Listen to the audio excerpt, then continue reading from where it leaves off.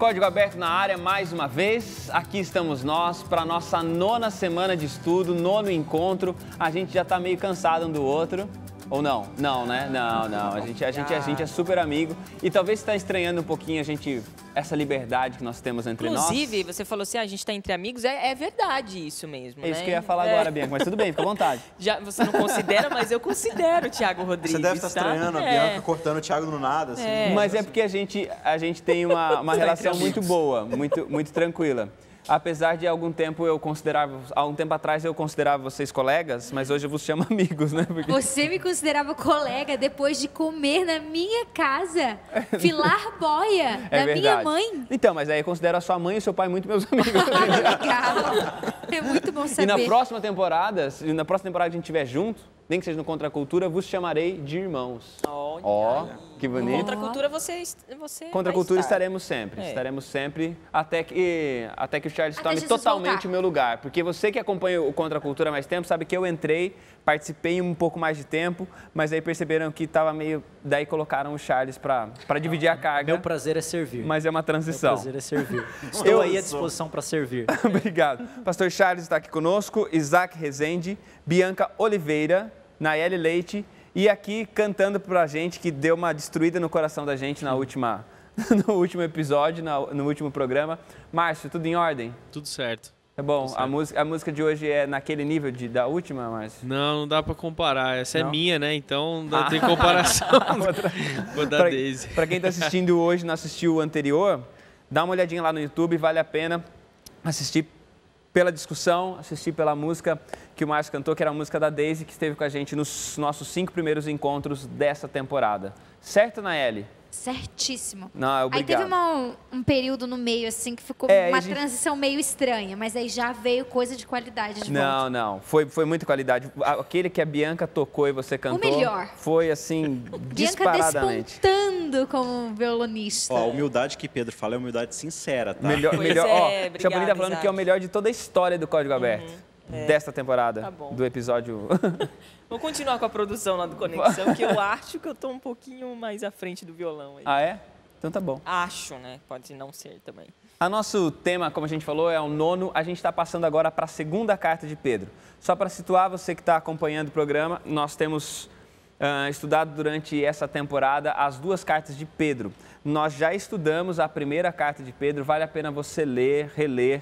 E talvez daqui até o final dos nossos encontros, até o 13º encontro, fica a sugestão para que você leia a 2ª carta de Pedro quantas vezes você quiser e puder. Essa ação de ler a Bíblia é muito importante, faz brotar temas e quando você lê, anota e volta e visita esses mesmos textos, isso traz sempre novidade.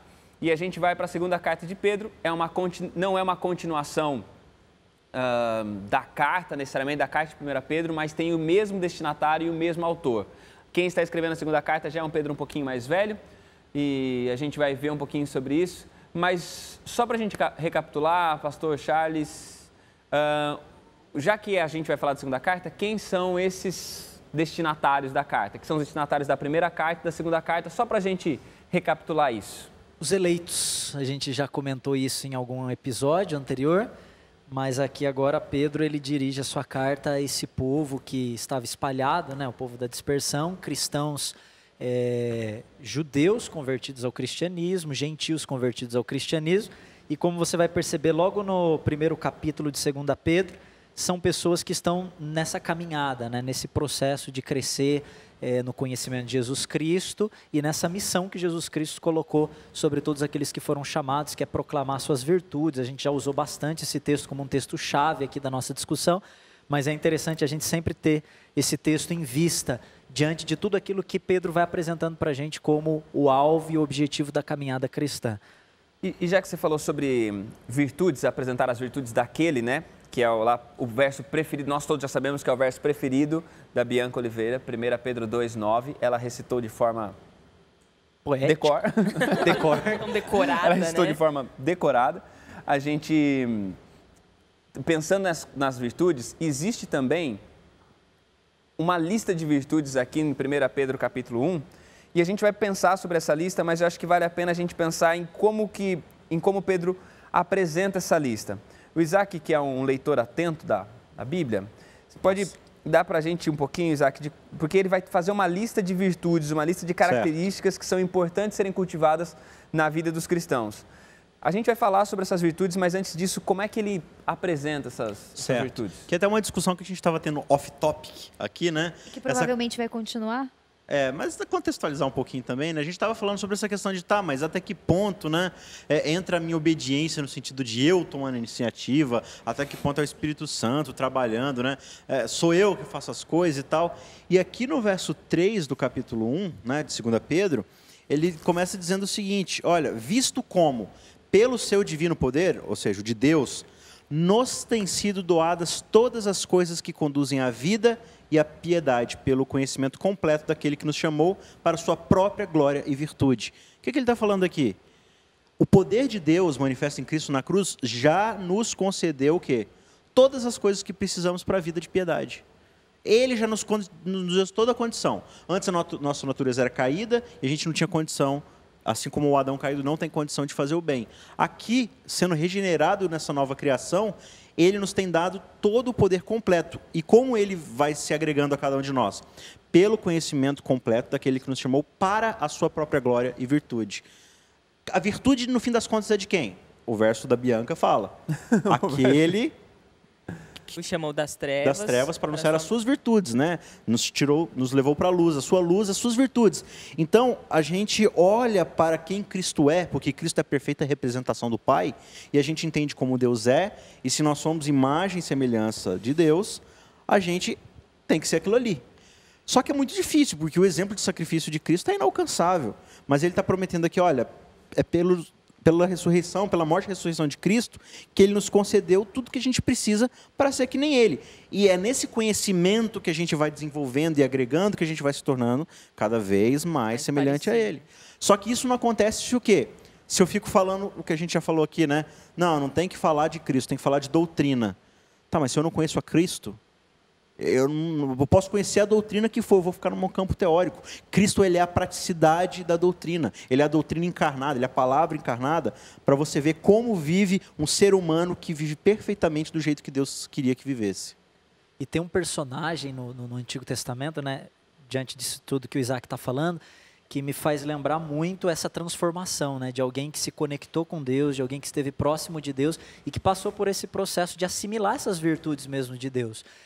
Percebendo isso ou não percebendo, para nós é muito nítido que isso aconteceu em vários personagens, mas eu me refiro aqui a Moisés. Eu me lembro muito de uma aula ou de uma palestra de um professor que veio falar para a gente, e ele contrastou o Moisés do Egito e o Moisés do Monte Sinai. Quando você pega ali em Êxodo, nas primeiras páginas de Êxodo, você percebe assim que Moisés já tinha dentro dele a consciência de que se tornaria um futuro libertador. Provavelmente a mãe dele tivesse falado muito isso na cabeça dele e tudo mais. E ele, em algum momento, ele vê ali uma briga acontecendo, os egípcios oprimindo o povo dele e tal, e ele tenta tomar o controle.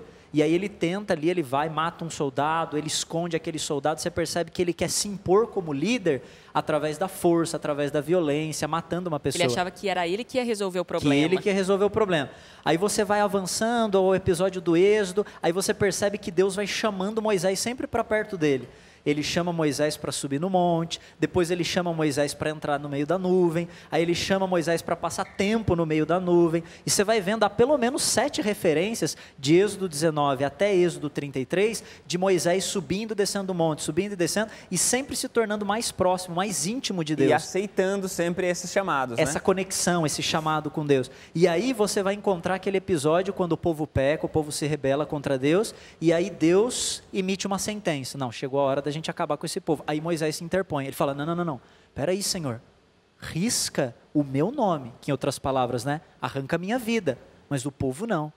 Ou seja, agora ele é um libertador, mas com um método completamente diferente. Ele não tira mais vida, ele dá dele, né? Exatamente. O primeiro Moisés é o Moisés que está disposto a matar, para se tornar um líder. Agora esse Moisés é um Moisés que está disposto a entregar a própria vida.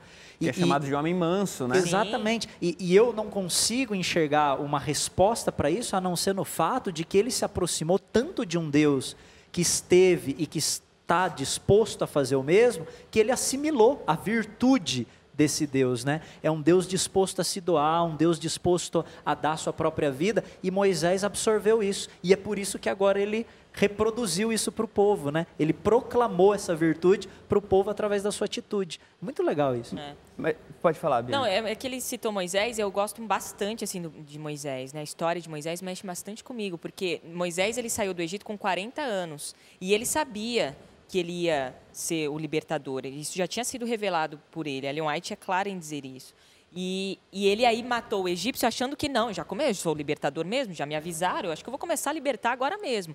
Mas aí Deus não chamou ele com 40 anos, ele foi para as terras de Midian, ele podia ter sido chamado com, sei lá, 50 anos, 60 anos, mas ele foi chamado com 80 anos, ele precisou de 40 anos, mais 40 anos para ser preparado.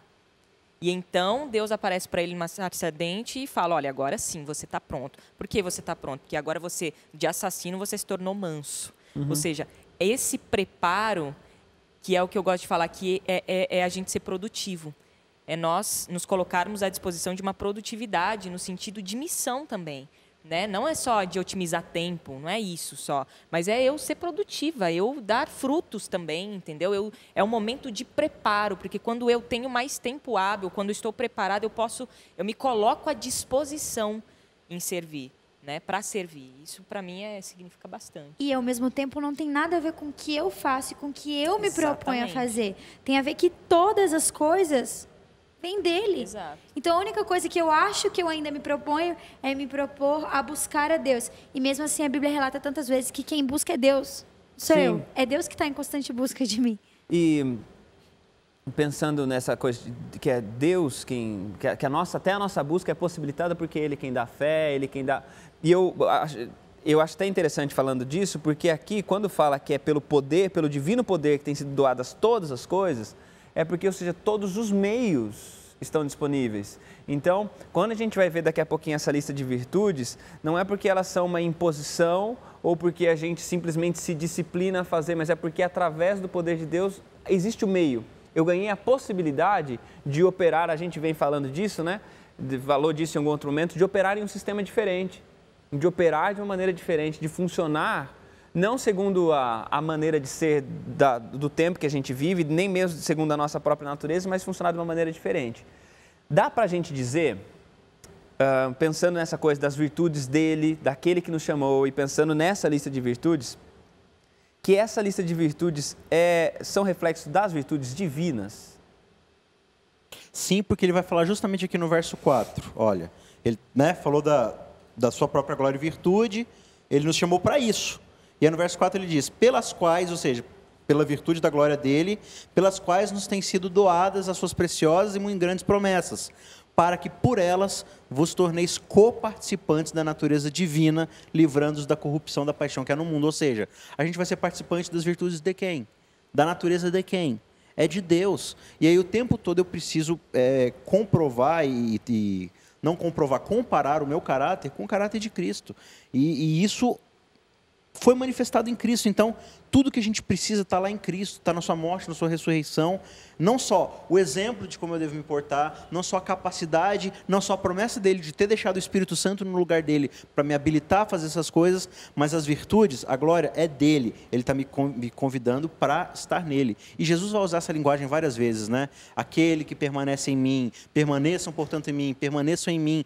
Então, é permanecendo em Cristo, deixando que Cristo vive em nós, que as virtudes dele vão aflorar em cada um de nós. E essa ideia de que João vai usar, né? Acho que eu esqueci o capítulo agora, mas ele fala da árvore, né? Que dá bons frutos, mas ele é a árvore. Nós somos apenas galhos enxertados. Então, quando a gente está dando frutos, os frutos são do galho ou da árvore? São da árvore. Entendeu? Então, o galho que está ligado na árvore vai gerar o fruto, mas o fruto é a árvore que está dando, é a raiz. Então, à medida que nós estamos conectados a Cristo, os frutos dele vão nascer através de nós. Eu acho isso bacana para colocar em perspectiva, né? Que não são virtudes nossas, né? Não são qualidades nossas, são qualidades dele comunicadas a nós, né? E aí acho que tem a ver com aquilo que Paulo fala, né? Que você falou da experiência de Moisés, que Paulo usa a experiência de Moisés para falar, né? Nós com o rosto desvendado, vendo como por espelho a glória de Deus, refletindo sua glória, né? contemplamos ou refletimos, né? A palavra que Paulo usa, ela cabe muito bem às duas tradições, e a experiência de Moisés dá bem essa ideia, né? De refletindo as virtudes de Deus. Já que a gente falou das virtudes, vamos fazer a leitura de 1 Pedro capítulo 1, versos 5, 6 e 7, leitura oficial. Por isso mesmo, vós, reunindo toda a vossa diligência, associai com a vossa fé a virtude, com a virtude o conhecimento, com o conhecimento o domínio próprio, com o domínio próprio a perseverança, com a perseverança a piedade, com a piedade a fraternidade e com a fraternidade o amor. Estamos aí nessa lista, e essa lista usa um esquema de, Pedro diz, né, associando uma coisa a outra, né, a fé à virtude, com a virtude o conhecimento, e ele faz uma lista interessante de qualidades, de características, e a gente tem que agora acho que pensar um pouquinho sobre essa lista. Vamos pensar? Eu acho que eu vou fazer várias perguntas que a gente vai responder todas no próximo bloco, e eu vou deixar essas perguntas. Uma das perguntas é: por que ele começa com a fé e por que ele termina no amor? Isso é algo progressivo? Isso é algo que acontece simultaneamente? Essa é uma outra pergunta. A primeira é por que começa com a fé e por que termina com o amor? A outra, se é algo progressivo, essas características, se a gente vai subindo de uma para outra, ou se é um pacote que caminha junto. E a outra coisa, e daí a gente vai já pensando no verso 8, como isso passa a tocar a nossa identidade, como que isso passa a tocar quem a gente é. Creio que se a gente conseguir responder essas perguntas, e talvez dessas perguntas você que está em casa se prepare, porque ao respondermos essas perguntas, a gente está tentando construir um pensamento a respeito desse texto, porque talvez você vai ouvir a gente com pontos de vista diferentes a respeito disso, tá bom? Nós voltaremos daqui a pouco. O Código Aberto volta já já, e daqui a pouco a gente volta com todas essas perguntas e esperamos que com respostas para elas também, tá bom? Fica por aí, a gente volta daqui a pouco.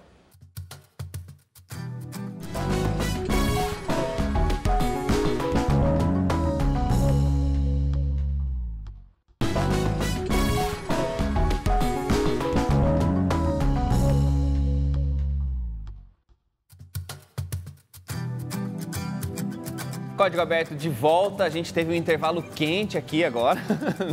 Nós estamos pensando a respeito das perguntas que foram deixadas no final do primeiro bloco. Se você esqueceu delas, eu vou só recapitular rapidinho e a gente vai pensar a respeito delas. Nós estamos acompanhando a leitura de 1 Pedro capítulo 1. Nós lemos do verso 5 ao 7 uma lista de virtudes, de qualidades que Pedro diz que elas vão ser produzidas na vida daqueles que estão caminhando com Deus. E as nossas questões referentes a elas passam por algumas coisas, e a primeira delas é a seguinte: Pedro começa essa lista com a fé. Ele diz: por isso mesmo, vós, reunindo com toda a vossa diligência, associai com a vossa fé a virtude. Na verdade, ele começa pela diligência, né? Ele começa pela ideia, ele diz: olha, por isso mesmo, vós, reunindo toda a vossa diligência, que já é uma característica, né? Mas ele diz: associai com a vossa fé a virtude. A fé é o começo? Tem como começar por outro lado? Se a gente for pautar pelo texto, sim, a fé é o começo. E se for pautar também pelo fruto do Espírito, eu preciso crer em Deus e crer no Espírito para que o Espírito possa reproduzir em mim esse fruto. Acho que aí a gente volta para aquilo que está em Hebreus 11:6, né? É necessário que aquele que se aproxima de Deus creia que Ele existe, que recompensa aqueles que vão buscá-lo. Até porque, como no contexto que eu li, né, dos versos 3 até o começo do 5, ele está falando, olha, foi dada todas as coisas, mas por meio de uma promessa. E para eu aceitar essa promessa, eu receber, eu preciso confiar nela, né? Eu preciso acreditar que Deus realmente está me fornecendo tudo isso. Então, a fé é meio que essa porta de entrada, talvez, digamos assim, né? É um ponto de partida, né, para esse desenvolvimento. E aí, então, ele termina com o amor. A pergunta que nós temos aqui entre nós é a seguinte: essa lista que você em casa já leu e releu, essa lista, ela é uma progressão. Eu vou da fé para a virtude, da virtude para o conhecimento, do conhecimento para o domínio próprio, da perseverança, e então eu chego na piedade, na fraternidade e no amor. É uma escada, é uma subida, é uma progressão, ou isso acontece simultaneamente, ou eu faço, ou eu tenho uma coisa e não tenho a outra, eu desenvolvo uma e desenvolvo outra em outro momento? Pode responder sim e não? Pode. E por que sim e não? Por que você acha que para essa pergunta cabe essa resposta de sim e não? Porque se a vida cristã é um processo e é uma caminhada, as coisas se desenvolvem com o tempo.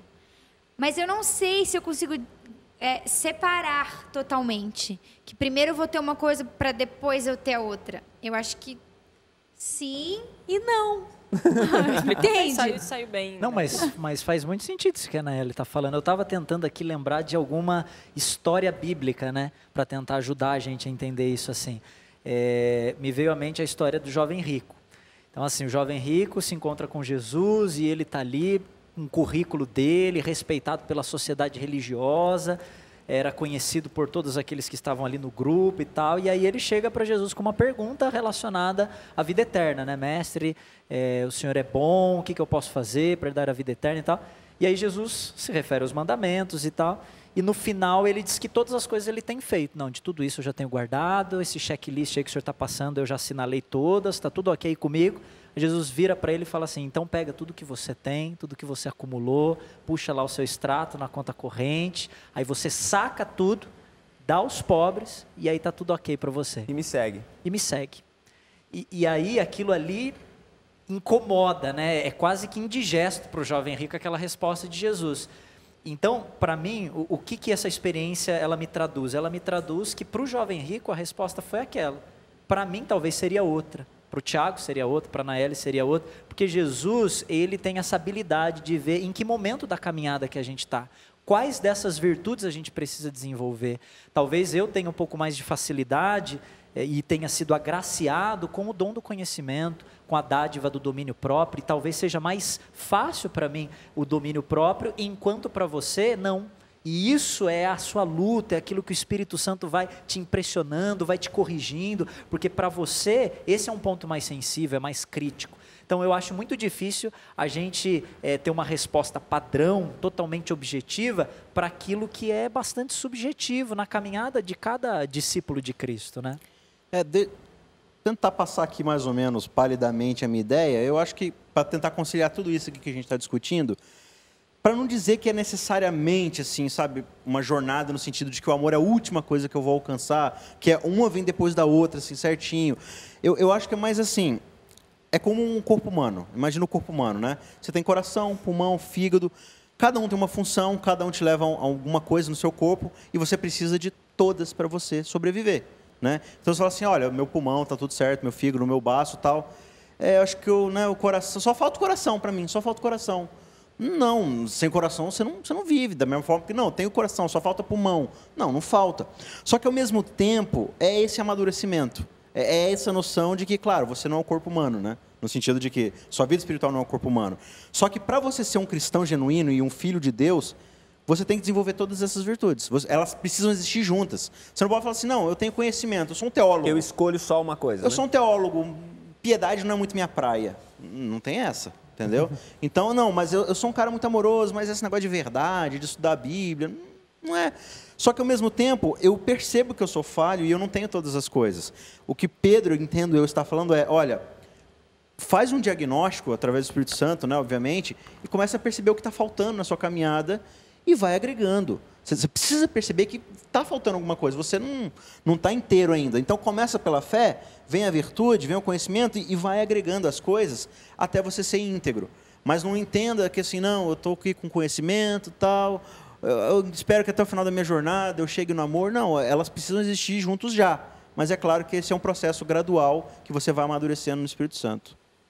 E é interessante que o amor aparece ali, né? Até o guia de estudo colocou o amor como alvo, né? Embora o amor faça parte do processo, mas ele, em última instância, ele resume todo o processo também. Ele é a base do processo, né? E a gente hoje vê uma discussão muito polarizada, principalmente no meio evangélico e tal, onde um grupo às vezes levanta a bandeira do poder, né? A gente já comentou isso em alguns episódios, né? Nós temos o poder, aqui na nossa denominação nós temos a unção e aqui você vai receber o poder levanta essa bandeira do poder muito forte, né? Não que isso esteja errado, é uma ênfase. E, em contrapartida, a gente tem alguns grupos que levantam muito a bandeira da verdade, né? Da doutrina, do pensamento correto. Nós temos aqui o pensamento correto, a explicação correta. Então, enquanto uns advogam o poder, outros advogam a verdade. E, de repente, surge no Evangelho uma palavrinha que salta, que é o amor. E, assim, existe a ênfase do poder... Que insiste em ficar aparecendo, né? Que insiste em ficar em evidência, exatamente, em voltar e assumir a centralidade do palco, no que diz respeito ao Evangelho e a toda a Bíblia. E você percebe, não que o poder fez parte, característica da vida de Jesus, a verdade também, mas você percebe que tudo isso aponta para a maior de todas as verdades, que é o amor. Jesus não morreu. A morte de Jesus, o sacrifício de Jesus, é mais do que um sinal de poder, é mais do que um sinal de verdade. Compaixão. É um sinal de compaixão, é um sinal de amor. Então, interessante Pedro estar voltando a essa tônica do amor, né? Eu acho que isso ficou muito marcante para Pedro. E você ia falar alguma coisa, Bia? Falando do amadurecimento, né, que você citou, até que Pedro, ele escreve essa segunda carta aqui, ele já está mais maduro. Já está bem perto a gente já entende que ele já está bem próximo da morte. Exatamente, já está próximo da morte. Tá deixando o tabernáculo, né? E o quanto ele amadureceu e digeriu as coisas, e analisou as coisas, estudou a própria vida, se conheceu, quem sabe ali, tentou organizar os pensamentos, os sentimentos de tudo que ele viveu com Jesus e tudo mais. E isso também mostra aqui, na segunda carta dele, esse amadurecimento e esse processo que a gente está colocando aqui. Ele passou por isso, né? Esse processo, que na verdade, não sei se a palavra correta eu usar, não é holístico, né? A palavra voltando. Tem algumas palavras-chave aqui, né? No nome, mas não é holístico, não. Mas é uma mistura aqui dessas virtudes, não necessariamente colocadas em degraus, mas é assim, ele foi ao domínio próprio, né? Ele creu em Jesus e depois ele foi trabalhando domínio próprio, depois ele foi trabalhando o amor, depois ele foi trabalhando a fraternidade, e não necessariamente numa sequência. E isso se aplica a nós também, né? E a gente faz uma coisa, ama o próximo, e depois no outro dia, no dia seguinte a gente não está amando mais, ou a gente não entende muito bem aquilo, a gente cai, a gente tropeça, e essa nossa jornada, ela é assim, entre altos e baixos, e a gente é como Pedro, quando andou sobre as águas, e Jesus ali resgatando o tempo todo, a gente das nossas virtudes, e ele trazendo a gente para a luz, né, para as virtudes dele e tal. Então, eu entendo essa nossa questão de santidade, questão de crescimento, amadurecimento, virtudes, realmente como um processo, assim, né? Agora é curioso, né, Bianca, porque Paulo, quando ele vai estruturar e articular o pensamento dele sobre a salvação, sobre a justificação pela fé, ele trabalha com vários enunciados, né? Sobre a condenação, não há nenhuma condenação para aqueles que estão em Cristo Jesus. Ele vai dando várias ideias, vários insights assim, sobre a compreensão da salvação. Aí quando você vai em Tiago, que enfatiza um pouco a questão da obediência, das obras, ele também dá vários enunciados, né? Porque a fé sem obras é morta, e todos os conceitos teológicos. Assim. Aí você vai em Pedro, você não encontra muitos enunciados, assim, você encontra uma descrição de como isso se traduz na vida, né? Você vai encontrando, não Pedro falando assim, porque Cristo assim e tal, e a vida cristã, se você não fizer isso, será morto. Não, ele vai descrevendo, olha, se vocês procurarem com diligência, vocês terão a virtude, o domínio próprio, a paciência, o amor, a fraternidade. E é quase uma autodescrição, né? Pensando no Pedro, exatamente. Né? É isso que eu ia falar. É ele se descrevendo. Sintonia, né, Tiago? Sintonia. Porque assim, esse processo, é ele escrevendo. Isso aqui é uma carta dele pra gente, entendeu? Não é que assim, gente, é isso, entendeu? Não é um mandamento aqui. De certa forma, é uma receitinha de bolo, de crescimento espiritual. Dele, né? É uma experiência dele, entendeu? Olha, fica a dica, hashtag fica a dica, assim, entendeu? Mas não é que aquilo né, cravado ali, não, olha, gente, esse é o crescimento espiritual, ou é isso que leva a isso, entendeu? É o processo dele também, que é super aplicável a nós. E aqui, apesar do amor aparecer por último, quando a gente vai para outras listas de virtudes, por exemplo, a lista de Paulo das virtudes, que ele vai, dois momentos que ele faz listas de virtudes, ele fala que o amor produz isso e tal. E quando ele fala do fruto do Espírito, ele fala também, né? O fruto do Espírito é amor, tal, fidelidade, que é muito parecido com as virtudes que aqui estão. Fé, ele aparece lá, domínio próprio, perseverança. Então, a gente... É que a gente tem, às vezes, uma necessidade de sistematizar exatamente numa isso. receita, né? Acho que é o segredinho, né? De transformar isso porque em a gente não quer se envolver com Deus. A gente quer uma receita para chegar num lugar para medir nossa A gente santidade. não quer pagar preço Então, nenhum. A nunca gente não quer pagar se preço envolver nenhum. diariamente com a palavra de Deus e com Deus. A gente quer Eu não sei se será que a gente não quer se envolver ou a gente quer se envolver de uma maneira que a gente consiga ter medições Também. ou conseguir aferir? Porque às vezes assim, Parâmetros e tal, né? tem essa, né? O Chapolin tá lembrando que a gente às vezes quer envolvimento sem o compromisso, né? Mas eu penso assim que essa coisa do aferir, né? Porque quando eu torno as coisas meio subjetivas, eu perco uma coisa que é importante. Não que elas não tenham objetividade nelas, mas quando elas são subjetivas, é tirado de mim a capacidade de medir o outro também. Porque aí, se eu penso nisso aqui como um checklist, então eu sento diante de Isaac e falo... Mas quando eu penso nisso, que é algo que vai junto, que vai caminhando, que vai crescendo e que em algum momento uma coisa, em outro momento tem outra e tudo mais, quando eu penso isso de uma forma abrangente, aí eu não tenho mais essa condição, eu não tenho mais a condição de medir ninguém. E mesmo com checklist, se eu for fazer comigo, se eu for fazer checklist comigo todo dia, eu não vou ter conseguido. E aí eu nunca vou conseguir olhar para o outro, porque a minha lista ainda vai estar faltando dar check em várias etapas. Mas é aí que tá, eu entendo o que o Thiago está falando, porque é justamente essa deficiência em alcançar a lista que me faz comparar a lista do outro. Eu alcancei 4, mas o Thiago só alcançou 3. Tô bem, né? Perto do Thiago eu tô bem. Tá aí, perto de Cristo. Que alcançou toda essa lista, né? E no pacote, né? E eu vejo isso muito presente na vida do próprio Pedro, né? Já que a gente está falando dele aqui, no episódio lá do quantas vezes devo perdoar? Sim. 7 vezes? Eu quero saber a quantidade, me diz aí. O pessoal tá perdoando 3. 7 não tá bom? 7 tá bom, eu tô disposto a dar 7. 7. Nem 7 nem 70, mas 70 vezes 7. Na verdade, Pedro ele não está perguntando quantas vezes ele tem que perdoar. Ele está perguntando quando ele pode parar de perdoar. Sim. Quando eu chegar aqui, eu paro. Quando eu posso realmente dar à pessoa o que ela merece. Porque até agora eu estou sendo piedoso, estou perdoando ele e tal. Quando eu posso finalmente dar o troco, né? Então a gente fica muito nessa, olha, eu quero saber onde é o limite aqui, até onde eu posso ir, o que eu posso deixar para trás e tal. E sobre essa questão do amor, ela fica por último aqui, mas é porque quando o autor disse assim, que o amor é o alvo, eu entendo que não é que, tipo assim, que ele tem que ser a última coisa que a gente alcance, mas ele é o rumo. Eu diria que, melhor do que alvo, ele é rumo. O amor ele precisa ser o rumo da qual a gente está caminhando. Um caminho, ele é um caminho. Então, tipo assim, eu estou a 400 quilômetros, eu estou a 300, 200, 100, 50, mas eu estou a caminho daquilo. E quanto mais perto eu vou chegando, mais eu vou vislumbrando aquilo, mais eu vou vivendo aquilo. Só que, ao mesmo tempo, não é o amor que motiva todas essas coisas? Aí eu entendo que, na verdade, não é o meu amor que motiva essas coisas, é o amor de Deus. Sim. Né? Que é o que ele vai dizer, olha, nós o amamos por quê?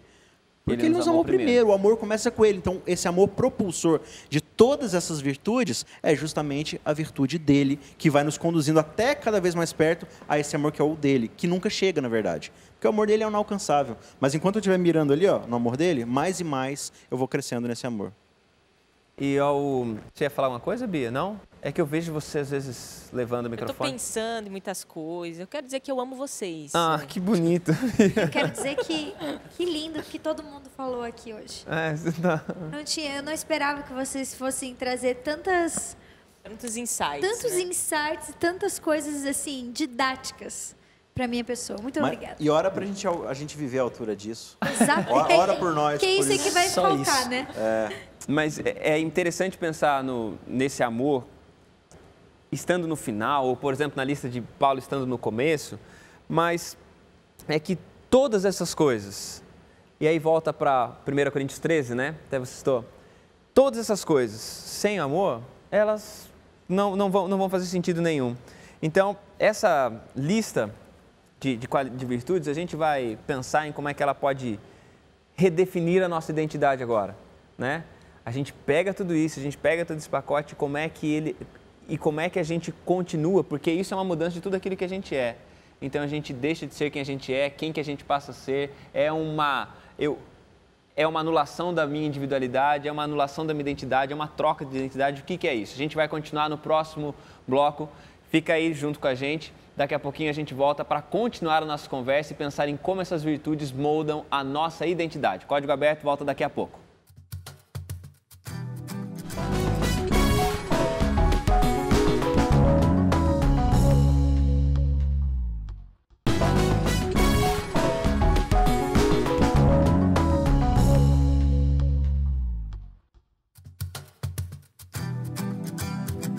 Estamos de volta com o Código Aberto. Nós tivemos uma conversa super especial no último bloco. Nós estamos no último bloco que nós participamos, o segundo bloco desse programa. O último bloco do programa é agora, pelas minhas contas, né?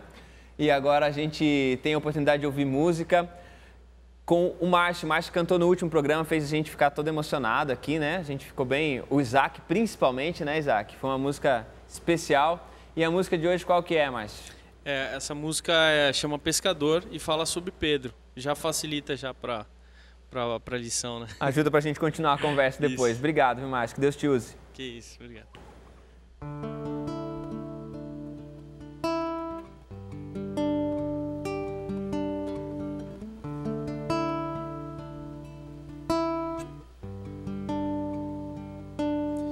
Quando o mestre me chamou, joga a rede para mim, não podia imaginar o que pescaria ali. Quando o mestre me chamou, vem me segue por amor, não podia enxergar que sua graça pode dar. E agora quem sou eu? Seu amor me libertou, sou inteiramente teu. Como barro em tuas mãos eu quero ser, molda meu interior, faz de mim, ó Deus, muito mais que pescador.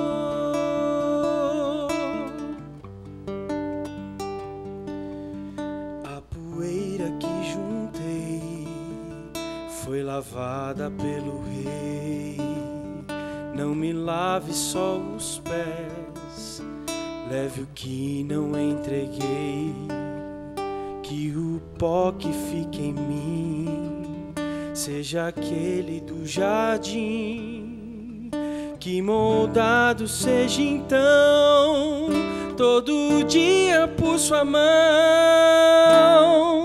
E agora quem sou eu? Seu amor me libertou, sou inteiramente teu.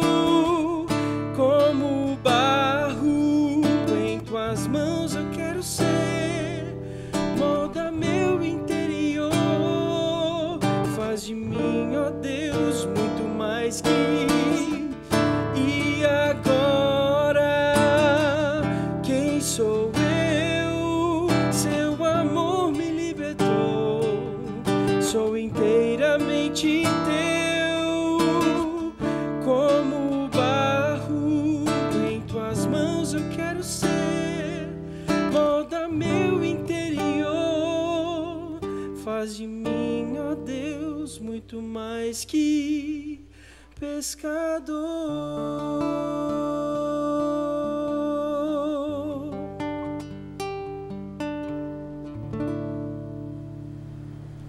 Obrigado, viu, Márcio? Deus abençoe você muito. Essa música tem uma pergunta, né? A gente pode, pensando a respeito de Pedro, quem sou eu? Um Pedro que em alguns momentos deve ter tido vários conflitos, durante o ministério de Cristo mesmo, né? Deve ter tido vários conflitos sobre quem era Cristo, quem era ele, qual era o papel dele, o que ele tinha que fazer, o que ele não tinha que fazer. Eu não sei se Pedro perguntava muito o que ele tinha que fazer, ele ia lá e fazia, né?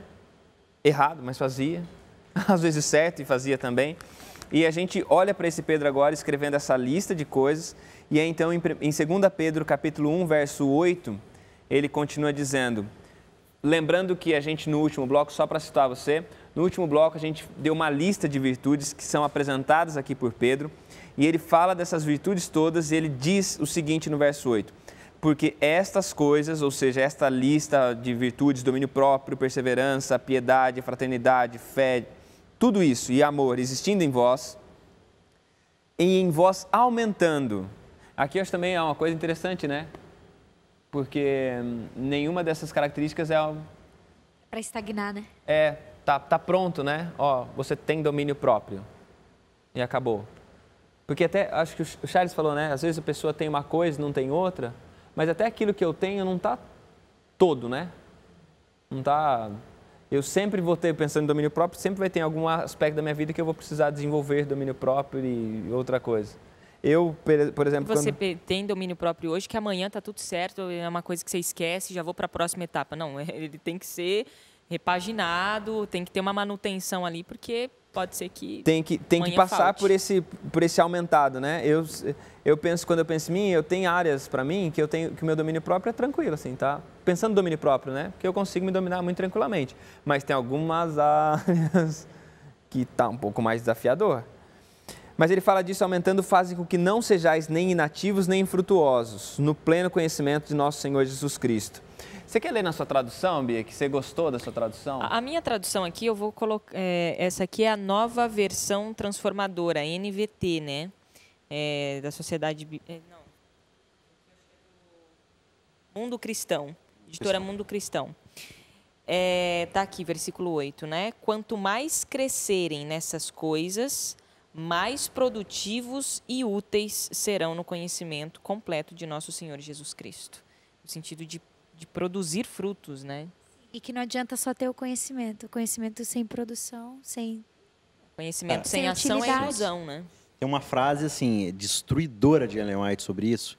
Ela diz o seguinte, em todas as épocas da história do cristianismo, né, da história da religião, sempre houve um mero assentimento à verdade, né? Existe uma categoria de cristãos, digamos assim, religiosos, que é uma mera concordância com a verdade. Eu acho que está certo, né? Eu concordo, que é a doutrinação. Ó, a doutrina é essa e essa e essa. Ok, concordo, é isso. Só que ela diz o seguinte, um mero assentimento à verdade, uma mera concordância com a verdade que não produz frutos, que é o que Pedro está falando aqui, que ele fala aqui o quê, ó? Não sejam infrutuosos, não sejam produtivos, né, Bianca? Não sejam produtivos no conhecimento de Jesus Cristo. Ou seja, eu conheço a Cristo, sei quem Ele é, sei as doutrinas sobre Ele, mas eu não gero frutos. Ela fala assim, estou parafraseando, né? Mas ela diz o seguinte, a verdade que não produz frutos, ela se torna uma maldição para o possuidor e o possuidor se torna uma maldição para o mundo. Nossa.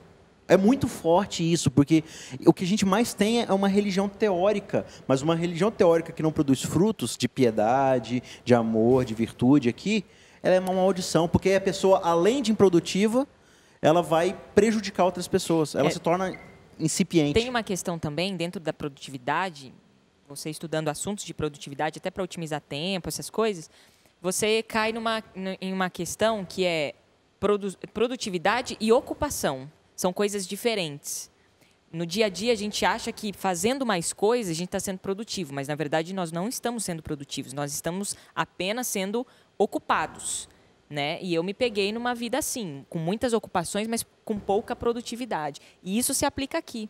Por vezes, a gente está nesse corre-corre enfim, da vida espiritual e tal, igreja, não sei o quê, ministério, que são coisas muito boas, sim, mas por vezes se tornam ocupações em nossa vida e não produções. Não estou numa vida produtiva dentro da perspectiva do Evangelho, né? E é isso que eu coloco também como produtividade e missão, né? A gente se ocupa demais com doutrinas, com tradições, com coisas que estão ali no meu dia a dia e tal, e crenças que me limitam, e estou pouco preocupada em realmente produzir, realmente fazer menos coisas, talvez sim, mas com mais qualidade para o reino. Talvez um exemplo simples, que eu até comentava um pouco com o Isaac aqui no intervalo outro, é a questão da Bíblia, né? Às vezes a gente está tão abarrotado hoje de informações sobre a Bíblia, de livros sobre a Bíblia, de comentários sobre a Bíblia, que de repente a gente se esquece de ler a Bíblia, né? Isso é verdade. E assim, é um desafio, talvez seja meu, de alguém que está assistindo, de vocês também, mas a gente gasta tempo estudando mais esse livro, né? E é que às vezes chega tanta novidade pra gente, né? Poxa, mas aquele livro é bacana, mas o autor tal, tem um vídeo, E alguns que são sobre a Bíblia, né? Sobre a Bíblia, eu tô falando sobre a Bíblia, né? Ah, me inscrevi num canal do YouTube, de repente já chega o sinal, tem vídeo novo e tal, quero ver. E é o lance que você falou mesmo, Bia, é a ocupação. Eu tô ocupado com as coisas da Bíblia, com as coisas da religião, mas na verdade eu não estou produzindo nada, porque eu não estou ligado àquilo que é o essencial. Aquilo que me faz produzir, né? Que é o que o Isaac quando falou. menos é mais, né? É quando eu elimino todas essas janelas abertas na minha vida e eu me preocupo, não, mas espera aí, qual que é o meu foco? O meu foco vai ser ter a minha relação É achar que eu pessoal vou matar com minha fome lendo livro de culinária, né? Mas uma Enfim, coisa sobre essas virtudes, porque a gente lê a lista aqui e fala, né, Pedro, olha, essas coisas precisam estar em vocês. Você precisa ter isso. Só que quando eu olho para mim, quando eu olho para as minhas capacidades, para a minha natureza e olho para aquilo que Pedro está listando como sendo as virtudes, eu descubro que tudo isso falta e muito. E se eu tiver tudo isso em mim, então eu deixo de ser quem eu sou. E como é que funciona isso? Quem eu sou e que tipo de identidade é essa que eu tenho que me tornar outra pessoa? Não vivo mais eu, mas Cristo vive em mim, né? E Não aí, sou mais eu. então, Não é mais para eu ser eu mesmo. É para eu ser a representação de Cristo. Mas é Cristo aí, que vai viver em mim. Só que aí a gente está falando de caráter e não de personalidade. Eu acho que isso que talvez seja bom enfatizar. há um limite aí de... Isso, porque caráter é o que está corrupto. Personalidade é o que te dá a sua identidade, digamos assim, no sentido de, não, você é espontânea, você é sarcástica, você é... Entendeu? Não. Mas, enfim, caráter é o que tá corrompido dentro de nós. E, na verdade, o pecado ele impede a gente de ser o que a gente realmente foi feito para ser. Né? Então, eu acredito que essas virtudes, conduzidas pelo Espírito Santo na nossa vida, elas nos habilitam a ser em plena potencialidade aquilo que nós fomos criados para ser. Então, se eu sou um artista, às vezes o pecado ele vai conduzir a minha arte para um eu assim que corrompe a coisa, né? Mas essa abnegação vai me tornar um artista muito mais livre para poder falar daquilo que tem. E isso se aplica a tudo. A nossa identidade, de fato, ela é ampliada. O amor de Deus, ele acho que desbloqueia dentro de nós aquilo que o pecado bloqueou. Quanto mais eu conheço a Deus, mais eu descubro quem eu sou. Acho que a minha identidade ela tá nessa jogada. Assim, Tem né? uma frase que diz que o conhecimento do alto é o verdadeiro autoconhecimento, Exatamente. né? Alto de Exatamente. L, alto de É que próprio, daí né? também tem uma discussão, assim, então, peraí, não tem nada a ver eu descobrir que eu sou, assim, de personalidade e tal. Não, eu acho que, inclusive, isso é muito importante, viu? A gente fazer análise, sim, do que eu gosto, do que eu quero, como eu reajo, o que eu não reajo, o que me machuca, o que não me machuca, dar uma analisada nos seus sentimentos, que é uma inteligência emocional, eu acredito muito nisso, eu acho muito legal, que, inclusive, faz parte do preparo, né, desse preparo, assim, Senhor, eu me coloco disponível, preparada, assim, no sentido de não que eu estou indo sozinha com as minhas próprias forças. Eu dependo de Ti, mas eu preciso de eu aqui estou disponível, mas me colocando em Suas mãos para esse preparo, né? E a inteligência emocional faz parte disso. Mas, assim, a minha identidade, de fato, aquilo que realmente me preenche é quando eu olho para o alto e eu entendo quem eu sou em Cristo. Aí sim. Porque aqui, quando a gente fica, quem eu sou, aí a gente cai naquilo que a gente já falou muitas vezes aqui. Eu começo a pegar as minhas virtudes. Eu sou isso, eu sou aquilo, eu sou, enfim, né? E aí a gente se concentra nisso e esquece de onde vem essa minha identidade. Né? Isso daí é bem interessante, né, que o Isaac e a Bianca comentaram, porque há uma tendência contemporânea da gente achar que a aceitação de Cristo é a anulação da minha individualidade, né, da minha personalidade. É como se Deus estivesse roubando algo de mim. Essa ideia de que, mas então eu vou ter que deixar de ser quem eu sou, né? Tem muita gente que tem essa preocupação, né? Eu não vou mais poder ser isso, eu não vou mais poder fazer aquilo. Sendo que, na verdade, Deus não está roubando, isso já foi roubado.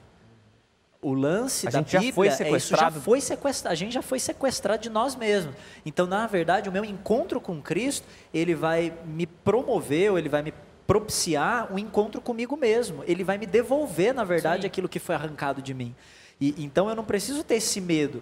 Mas então eu vou ter que mudar, mas aí eu não vou poder ser eu mesmo. Não, na verdade, você vai ser. Agora você vai descobrir quem você deve ser, quem você era, quem você é, mas que foi arrancado de dentro de você. eu acho que assisti a um filme em que tinha uma citação que era comentada no filme que dizia assim, o verdadeiro lugar de nascimento é aquele em que nós lançamos pela primeira vez um olhar inteligente sobre nós mesmos. Então a gente nasce de verdade quando a gente passa a se olhar inteligentemente, quando a gente começa a se enxergar dessa forma que a Bianca repete falou. essa frase aí, porque a Bianca está anotando e porque eu acho que tem mais gente querendo anotar também. se eu for A autora revelar é aqui- Marguerite Yourcenar. Eu lembro que eu até anotei essa frase quando eu assisti, foi de um filme, né? Eu assisti, aí ele citou isso, eu anotei.